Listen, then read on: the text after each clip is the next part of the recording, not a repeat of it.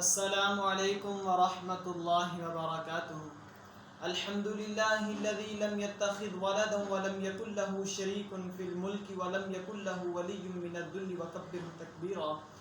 رب زدنی علما رب زدنی علما رب زدنی فہما رب اشرح لی صدری ویسر لی امری واحلل عقدۃ من لسانی یفقهوا قولی۔ اللهم إني أسألك علما نافعا سبحانك لا علم لنا إلا ما علمتنا إنك أنت العليم الحكيم. أما بعد فأعوذ بالله السميع العليم من الشيطان الرجيم. بسم الله الرحمن الرحيم. إنا أعطيناك الكوثر فصل لربك وانحر إن شانئك هو الأبتر. عزیز ساتھیوں اور دوستو، آج میں آپ کے سامنے ان 7 خوش نصیب لوگوں کا ذکر کرنے لگا ہوں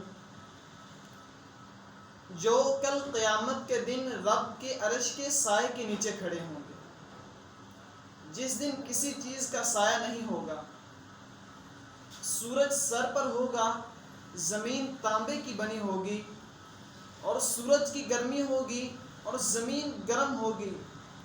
گرمی کا یہ عالم ہوگا کہ لوگ اپنے پسینے میں ڈوب رہے ہوں گے، کوئی ٹخنوں تک، کوئی گھٹنوں تک، کوئی پیٹ تک، کوئی منہ تک اور کئی کان اور سر تک پسینے میں ڈوب رہے ہوں گے، پسینے میں شرابور ہوں گے۔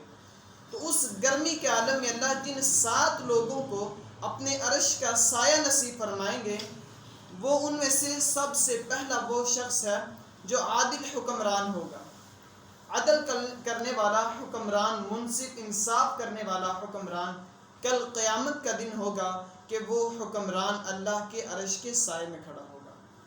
دوسرا وہ شخص جس کی جوانی، اس نے جوانی اللہ کی اطاعت اور فرما برداری میں گزاری ہوگی، اس کی جوانی کی لیل و نہار اللہ کی فرما برداری اور تابع داری میں گزری ہوگی۔ کل قیامت کا دن ہوگا، وہ شخص رب کے عرش کے سائے کے تحت کھڑا ہوگا۔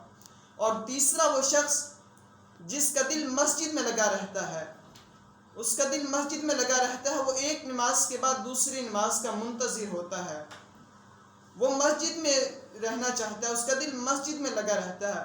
تو اللہ کے رسول صلی اللہ علیہ وسلم نے فرمایا کہ کل قیامت کا دن ہوگا، وہ شخص جس کا دل مسجد میں لگا رہتا تھا، وہ کل قیامت کے دن رب کے عرش کے سائے کے نیچے کھڑا ہوگا۔ اور چوتھے نمبر پہ وہ 2 شخص، وہ 2 افراد جو اللہ کے لیے ایک دوسرے سے محبت کرتے ہیں اور اللہ کے لیے ایک دوسرے سے جدا ہو جاتے ہیں۔ اللہ کے رسول صلی اللہ علیہ وسلم نے فرمایا کل قیامت کا دن ہوگا کہ وہ شخص بھی اللہ کے عرش کے سائے کے نیچے کھڑے ہوں گے۔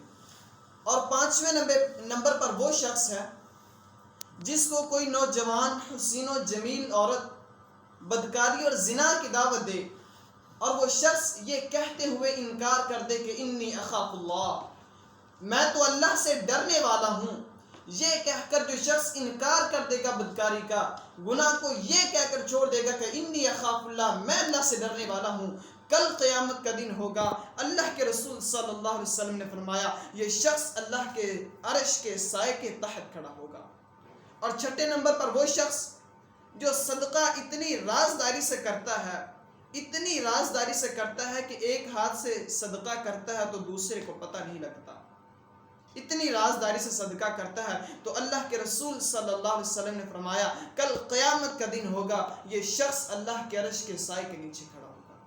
اور 7ویں نمبر پر وہ شخص جو تنہائی میں، خلوت میں، اکیلا کہیں بیٹھا اللہ کو یاد کر کے اللہ کے خوف سے آنکھوں سے آنسو بہا دیتا ہے، اللہ کے ڈر سے رو پڑتا ہے۔ میرے پاک پیغمبر جناب محمد رسول اللہ صلی اللہ علیہ وسلم نے فرمایا کہ اس کی آنکھوں سے آنسو جو نکلا ہے، جو 7 سمندروں کے پانی سے جہنم کی آگ نہیں بجھ سکتی، وہ اس کے ایک آنکھ سے نکلے قطرے سے جہنم کی آگ اس پر حرام ہو جاتی ہے، اور یہ کل قیامت کے دن رب کے عرش کے سائے میں کھڑا ہوگا۔ اللہ تعالی ہمیں بھی ان خوش نصیب لوگوں میں ہمیں شامل فرمائے، اللہ تعالی عمل کی توفیق نصیب فرمائے۔ وما توفیقی الا باللہ۔